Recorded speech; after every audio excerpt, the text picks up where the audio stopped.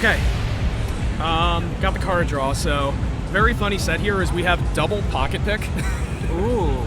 So definitely neither of these players want to bust her out early on, and so they're pulling out all the stops for a very even match. So I'm not surprised EMCAT's gone for Galactical as a pick. This is an excellent pick if your opponent doesn't know the chart. As you saw, it starts on an offbeat with a stop, and then immediately proceeds into the beginning. And like, most players will typically tell you that this song feels on the later side.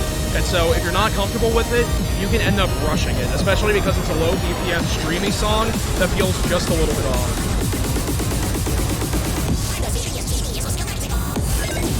Yeah, these stops are killer if you do not know the chart.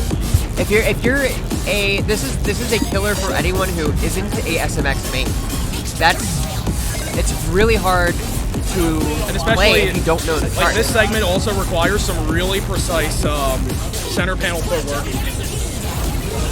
I would say it's probably the most SMX specific technical 23 in the game. Definitely up there.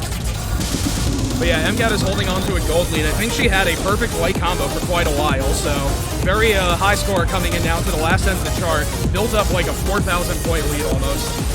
Yeah, it's a very comfortable lead. I don't know if Poyo can come back to it, considering the margins. At this point, there is no way on. you drop it because there's about 5 notes left in the whole song.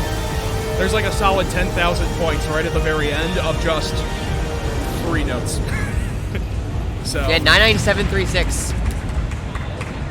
That gap was closed within the first 10 seconds of the game. So, incredible choice by EMCAT. Really good pocket pick. At Midsummer Melody, just about 2 weeks ago, I pocket picked at this, thinking I was getting consistent hexes on it. I've been trying to work out a 23 APC on it. I thought I had a really solid shot at knocking most players down with this chart, and then EMCAT pulled out a 5 perfect run out of nowhere. See, that's what EMCAT does, is that she performs under pressure. She's simply the best. So now we're going on to Shusha. I hope you like ducks. Oh yeah. Whack. And remember, the canonical pronunciation is Shusha, and it's thanks to that promotional video from Intel that we know this.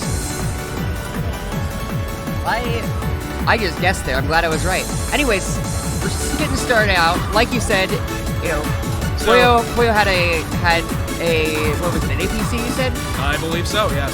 So that was a very, you know, if Poyo knows the chart, Poyo is familiar with it. We know it's got those drills. This feels like it is a absolute great choice for someone who has a skill set like him. Yeah, EMCAT goes just a little late on the center there, but is currently holding a modest lead. And by modest, I mean absolutely frighteningly close, because that's how these matches go. We're going to go into the drills. What can be dangerous with these drills is that it's so easy to go off sync. Yeah, if you go significantly off sync and you cannot adjust for it quickly, you are going to stream late yellows. Both players are very good about keeping their drills intact. EMCAT does pick up a few yellows, though. It is going to put her ever so slightly behind. But there is still a whole quarter of the song left to go, so we can see where this leads. That is true. EMCAT stands on that mine there. So that might... it's still really close in margins because EMCAT has kept everything outside the drills pretty pristine. It's like a 100-point difference. That's like one bad drill or set of triples, and the difference is there. It's too close to call coming into the last 10th of the chart. I would say with the margins that we've been seeing, it's a pretty... Wait. Wow. So 2 hex stars, but Poyo pulls out just a slight lead on his pocket pick. Yeah, that's right. 7 perfects versus 9. I legitimately think that mine might have made the difference. But if not, that's very close in EX. Yeah, that's absolutely crazy. We're going on to song 3. Nightmare. This is one that I feel like doesn't get much, you know, play or we don't see this one often. It's just not one that people pull out. There are, I believe the 21 range on Wild, that difficulty has the most charts in the mode. It's either that or 20. I cannot remember which. But yeah, there are a lot of 21s and many, many quirky, interesting charts, especially ones that have SMX specific charting styles to them. And I would say that a Nightmare is more on the quirkier side of charts, and we're going to see why. It is fairly straightforward, but it has a specific design consideration, sort of unique to SMX. You see it a little bit in like StepManiaX Tech as well, so let's take a look at it.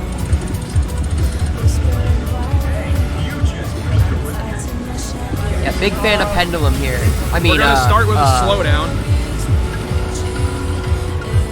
It's a slowdown sync to vocals, so it's going to be very hard to time unless your internal metronome is dead on.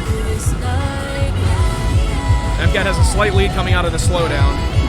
Another feature you're going to see in this chart is we're going to see these runs that are 16ths mixed in with triplets.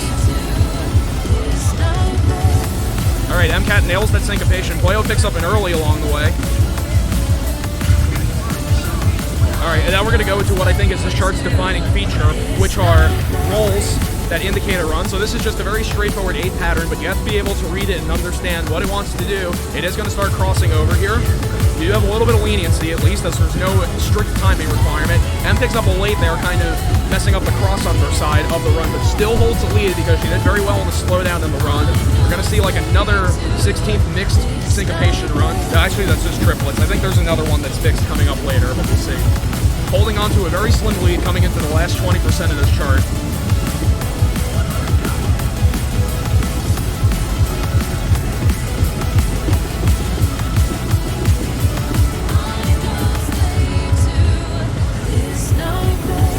Okay, good. You don't want to go off when it's very not so dense, but EMCAT takes game 3 and wins the set.